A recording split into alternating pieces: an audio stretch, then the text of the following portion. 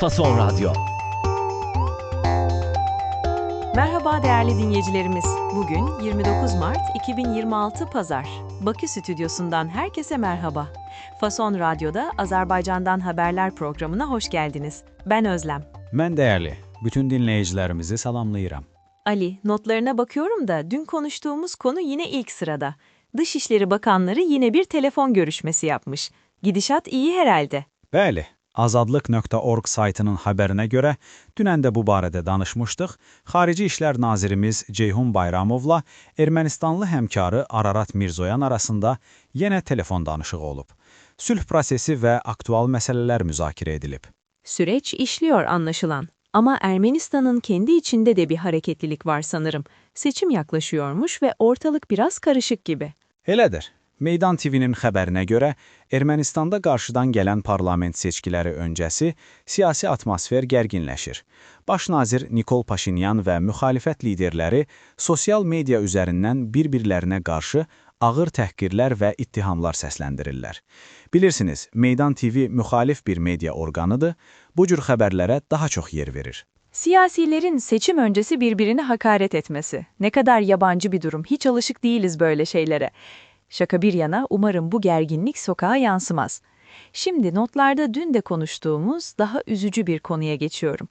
Eski vekil Nazim Beydanmirli'nin sağlık durumuyla ilgili yeni bir gelişme var. Bəli, dünən vəziyyətinin pisləşdiyini demişdik. Yenə Meydan TV-nin xəbəridir, səhhəti daha da pisləşdiyi üçün penitensiar xidmətin müalicə müəssisəsinə köçürülüb. Vəziyyəti ciddidir. Bir saniye Alicim, muhalece müessesesi ne demek tam olarak? Müalicə bizdə tedavi deməkdir. Yəni, birbaşa tedavi mərkəzi və ya tedavi qurumu kimi tərcümə edə bilərik. Anladım. Durumu o kadar ağırlaşmış ki tedavi merkezine sevk edilmiş. Çok üzücü. Umarım bir an önce sağlığına kavuşur. Notlarında insan hakları ile ilgili başka bir iddia daha var. Bir tutuklunun ailesiyle iletişimi kesilmiş. Bəli, bu da Azadlıq Radiosunun xəbəridir. Müsəlman Birliyi Hərəkatının üzvü olan Samir Babayev adlı məhbusun işgəncə gördüyünü şikayət etdikdən sonra ailəsi ilə telefon danışıqları və görüşləri qadağan edilib. Anlıyorum. Peki biraz gündemi değiştirelim. Ülkede şiddetli yağışlar etkili olmuş sanırım. Tahliyeler var. Bəli, güclü leysan yağışları nəticəsində yaranan daşqınlar səbəbilə Fövqəladə Hallar Nazirliyi 25-i uşaq olmaqla 118 vətəndaşı təhlükəli ərazilərdən təxliyə edib. Leysan, bu kelimeyi ilk defa duyuyorum. Ne anlama geliyor? Leysan bizdə çox şiddətli, güclü yağışa deyilir. Selə səbəb olan yağış kimi düşünə bilərsiniz. Ha, bizdeki sağanak yağış gibi yani. Anladım. Umarım can kaybı yaşanmamıştır. Biraz da ekonomiye bakalım. Estonya'dan bir yatırım haberi var. Yüzler gülüyor mu? Bəli. Trend.az saytının məlumatına görə Estoniyanın Azərbaycana yatırımları 2025-ci ildə kəskin şəkildə artıb.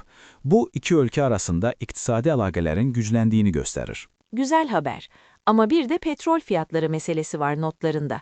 Petrolün varil fiyatı 110 doları aşmış.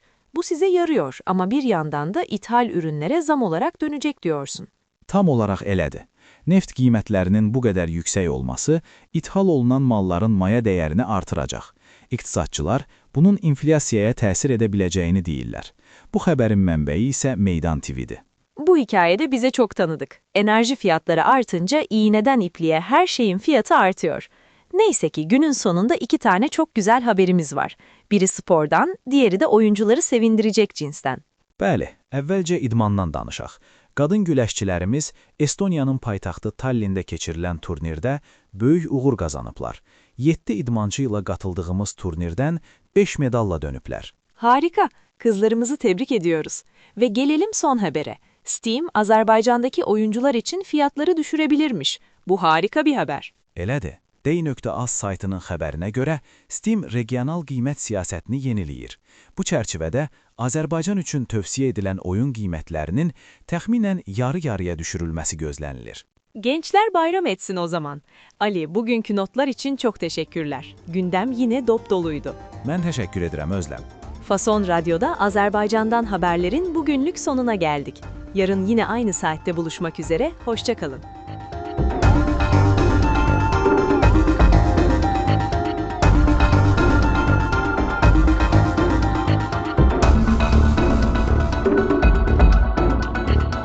Hafta Son Radyo.